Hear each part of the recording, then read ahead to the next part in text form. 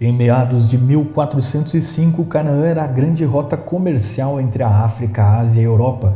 Ao redor desse território estavam os Moabitas, com fortes cidades, e os Amonitas, povo mais nômade, e ambos aparentados em sangue e língua com os hebreus.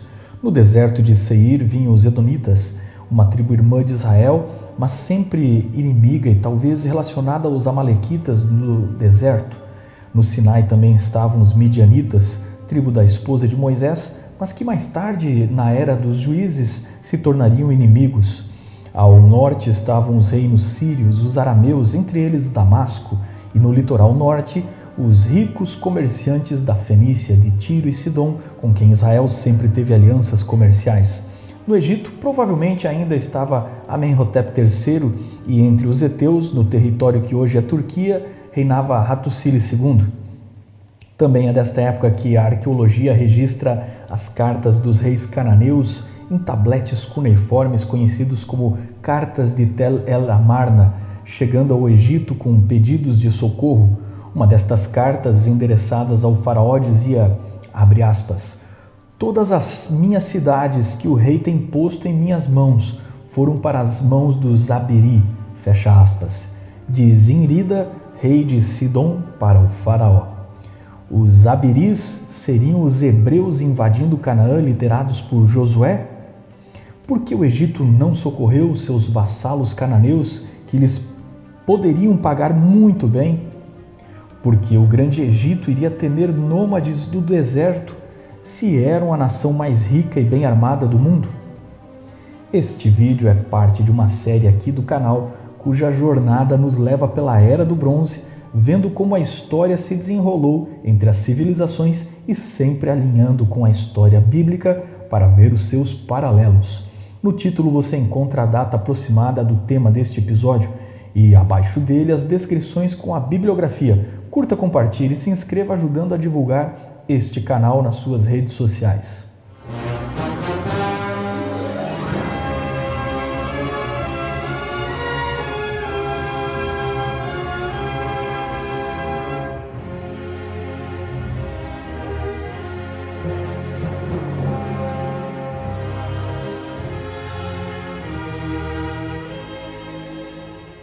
Na verdade, o que chamamos de cananeus nunca foi um povo. Eles eram muitos povos e tribos com linguagem semelhante, mas fragmentados sem nenhuma unidade política entre si, por vezes vassalos dos hititas ou oprimidos e explorados pelos egípcios.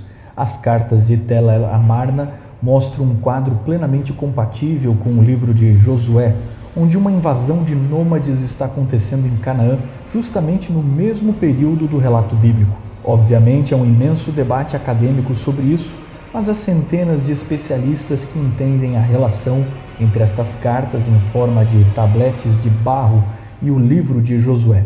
Para conhecer esse debate e as evidências, leiam o livro de Gleason Archer Jr., Merece Confiança, o Antigo Testamento, das edições Vida Nova. Os cananeus estavam pedindo pelas tropas do Egito para salvar terras que pagavam impostos ao Egito. Mas então, por que o Egito não respondeu esse pedido de socorro? No Egito estava ocorrendo uma outra revolução, uma reforma religiosa.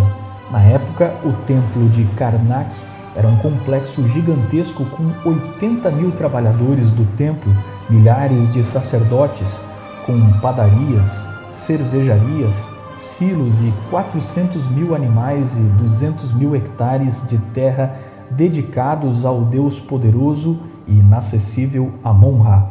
O povo vinha uma vez por ano nos festivais e depois o templo era acessível só aos sacerdotes e faraó. O povo pagava sua prosperidade com oferendas e doações que eram redistribuídas aos sacerdotes. Em resumo, os sacerdotes controlavam a economia e ficavam com o crédito de manter o equilíbrio entre os homens e os deuses. Durante 1000 anos, nunca ninguém havia desafiado este sistema. Uma vez que os faraós venciam as guerras, isso era sinal do favor e poder dos deuses, e os faraós construíam e pintavam nas paredes sua figura heróica conquistadora.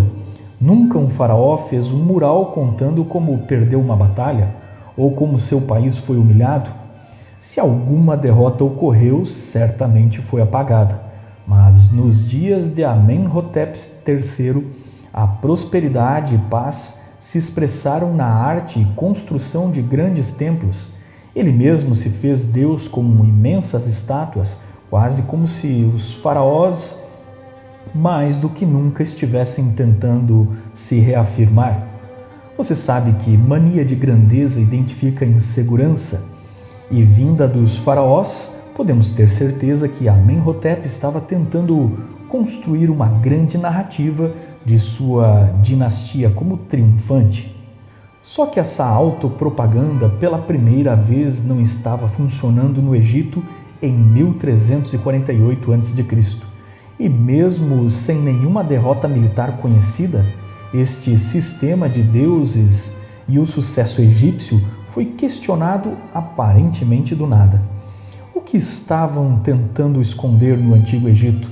Por que eles estavam tentando convencer o povo de sua divindade e do poder dos deuses antigos? E por que isso não funcionou? Amenhotep IV, seu filho e sucessor, inesperadamente trocou seu nome para Akhenaton, iniciando o culto ao sol como o único ídolo, e o período viu Amarna como a nova capital do Egito. Foi um escândalo.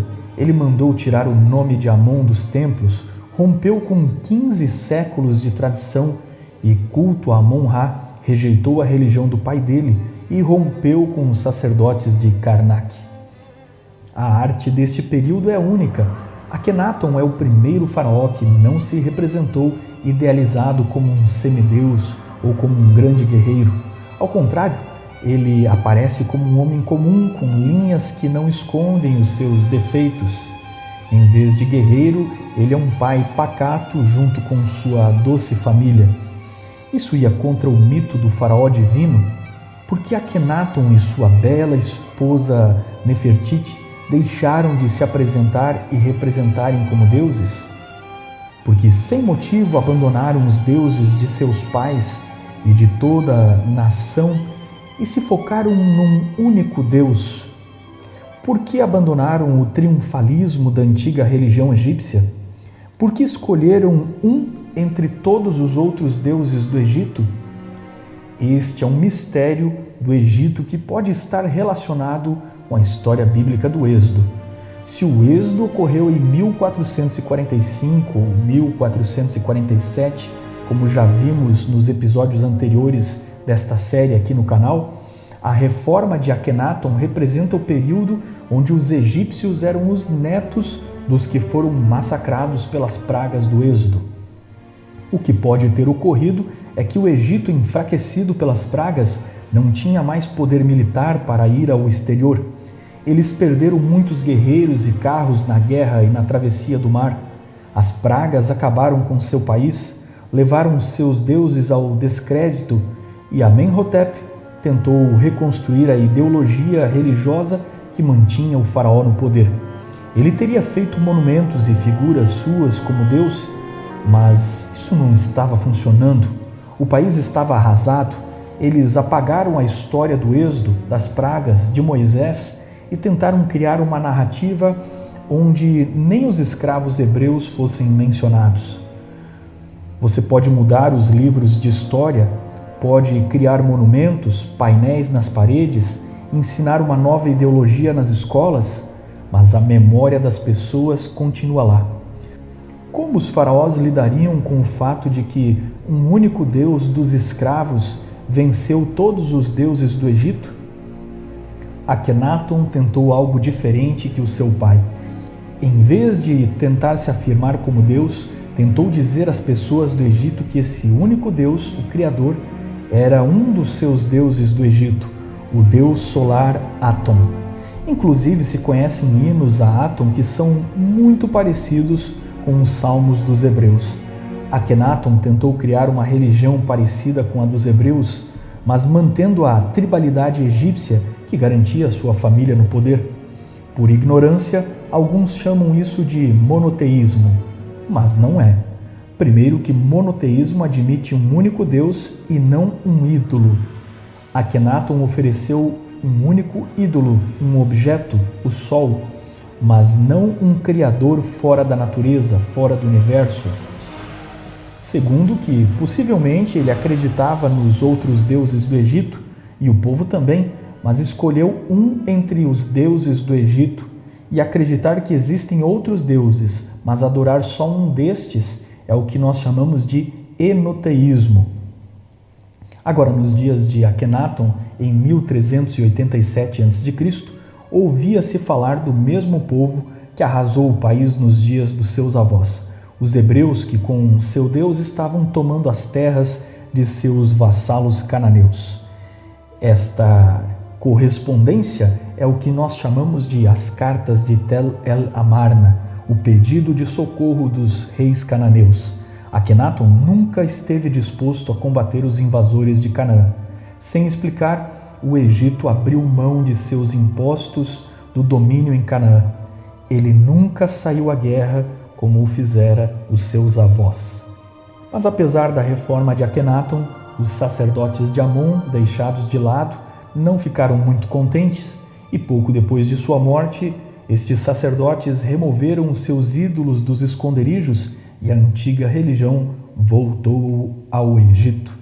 Os templos do Sol foram derrubados e o herdeiro de Akenaton, um menino chamado Tutankhaton, que deve ter sido coroado por volta dos 10 anos, rejeitou o legado do seu antecessor e mudou o nome para Tutankhamon, em homenagem ao deus Amon, e se tornaria para nós o faraó mais famoso e conhecido graças aos seus tesouros encontrados intactos. Dizem que a história é escrita pelos vencedores, mas às vezes ela também é editada e apagada pelos perdedores para que eles pareçam vencedores.